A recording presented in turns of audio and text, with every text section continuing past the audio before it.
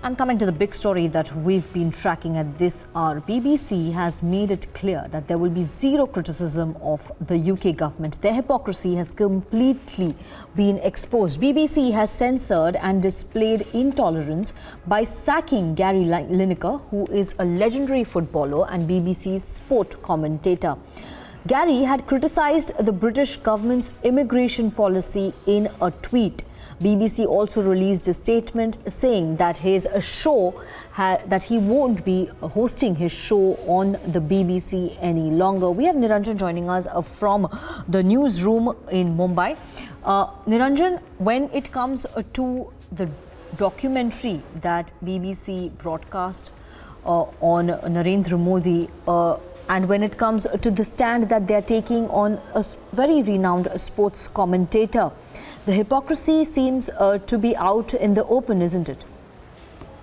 Well, this is the same BBC, in fact, Sanika, that tells often in its opinion pieces, through its opinion pieces, tells India or lectures to the world about how there is fascism in India. They talk about how there is no freedom rights, freedom of speech in India, and how the media is often trampled upon. Now, the same BBC, over a tweet and by Gary Lineker, match of the day is a big deal in the UK. And there are many footballers who are showing solidarity. In fact, it's snowballing into a bigger controversy in the UK because the BBC has basically booted out Gary Lineker from commentary job for the match of the day. And his tweet basically just questioned the government of UK. On their policy of asylum seekers when the UK government made it clear that all the refugees who are coming in on boats, they will have to take a stand on it. Given what's been happening in Italy, in different countries where refugees on boats, there have been several deaths reported in Italy as well. And UK particularly has a problem of a refugee influx and a refugee crisis.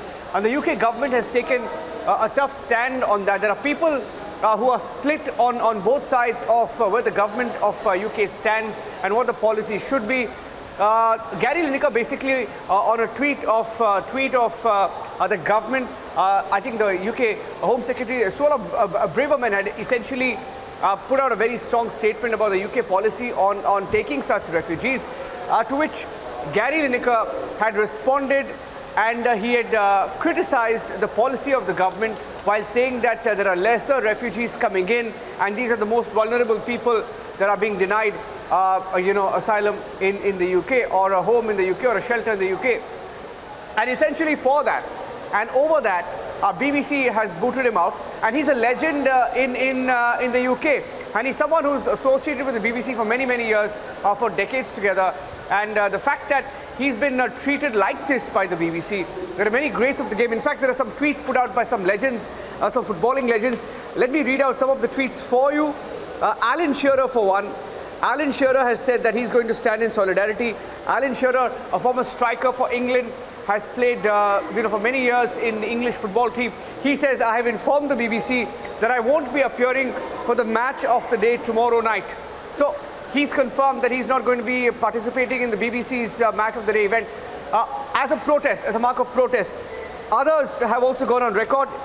Ian Wright has said, everybody knows what the match of the day means to me, but I've told the BBC I won't be doing it tomorrow. Solidarity. And many tweets coming in. And we are hearing that some of the not just commentators or the staff involved with the match of the day broadcast at the BBC, but even some of the club coaches or those associated with the game itself have taken a stand against the BBC. Primarily the footballing associations have also taken a stand, and we're hearing that some interviews will not be given to the BBC because of what they've done to Gary Lineker. Now, why are we talking about this? Because BBC in India, I think there are two BBCs, Sarika, in the way that things have been ongoing in the last 1 month. You have one BBC in the UK not taking any money from China, but outside of the UK, they take Chinese money, they work for Chinese companies, and they've been on a roll with the hit jobs against India, and they lecture to India often on freedom of speech. So here you have a great of the game called Gary Lineker, who simply tweeted criticism of what a minister has said, and he's been taken off commentary duties, saying that it's a breach of the contract with commentators. They're talking about a partiality clause being violated in the UK. So this is where the issue stands. It's one of the biggest talking points in the UK, but the hypocrisy of it all, of this self-styled vanguard of journalism, Yes, likes to refer to itself as that, absolutely. has just exposed itself.